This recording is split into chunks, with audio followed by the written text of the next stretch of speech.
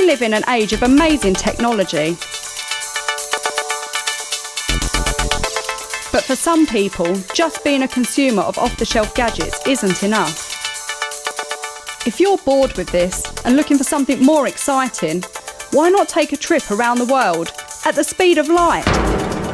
Delta Kilo 8 Lima Golf, this is Mike X-Ray 0 Sierra Sierra Whiskey. Okay, thank you Frank for coming back to my QRZ call. My name is Adam, as in Alpha Delta Alpha Mike, Alpha Delta Alpha Mike, Adam is my name. We all love to communicate. Amateur radio takes you beyond being a mere gadget user. It challenges you by putting you in charge of the technology. The bit that always interested me in the amateur radio was always the construction. One of the big things I've been interested in constructing is using the Raspberry Pi in amateur radio, because as a small single board computer it has a lot of potential, a lot of opportunities. So we're building a radio receiver. Okay. And so I'm just on the part which is the demodulator. This is a hobby with hundreds of different ways to have techie fun. Using this simple ham radio transceiver and a good antenna, you can talk to other amateurs around the world, and you can do it from almost anywhere. I'm at a portable station. The radio signals you transmit travel around the world at the speed of light. No internet connection or mobile phone signals are needed. Just your own skills as a radio ham. I'm 11 years old and I'm about to do the foundation licence here in England, over.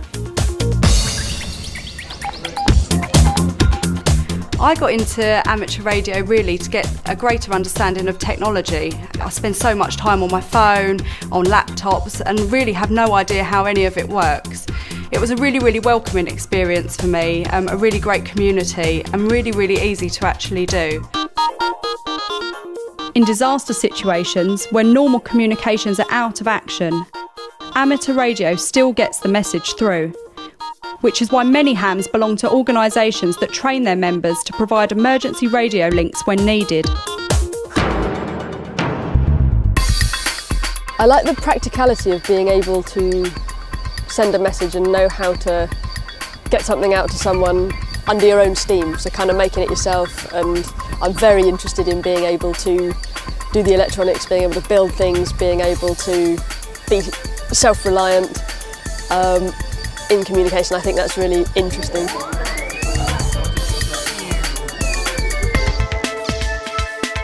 It's great fun talking to other hams in unusual and sometimes exotic places around the world.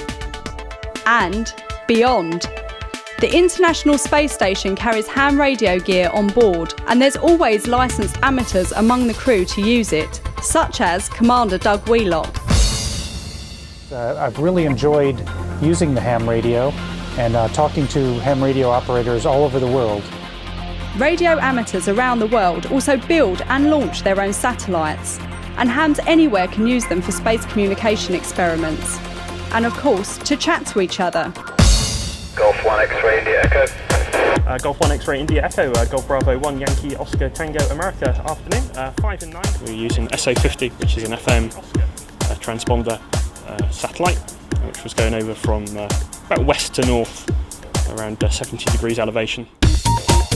When computers and radios come together, there's a whole bunch of new opportunities for hams to connect by radio, sending text, transmitting pictures or real-time video, even displaying data from an amateur radio satellite orbiting the Earth. Mike 6 November Yankee Kilo. CQ, GB1 Utah. I got started in amateur radio because I'm a Girl Guide leader and I wanted to take up a hobby that I could do with my brownies. The interesting aspect of amateur radio is that you do learn how it works, and you get to communicate with loads of different people, find out about different areas of the world. You learn a bit more about the science of how it works, and you have a much more profound understanding of a technology that is going on all around you. In amateur radio, sport and radio fit together well too. I'll take another bearing in a minute because I don't trust that. These guys are trying to locate hidden radio transmitters, racing against each other and the clock. Amateur radio is a fantastic hobby for anybody who loves technology. I've only really been involved in the hobby for a really short amount of time, and I've been speaking to people all across the world. It's a really inviting community. One minute you're speaking to somebody about amateur radio and it leads on to so many other discussions about other different technologies you may not have even thought of. So if you do get a chance, come and join us.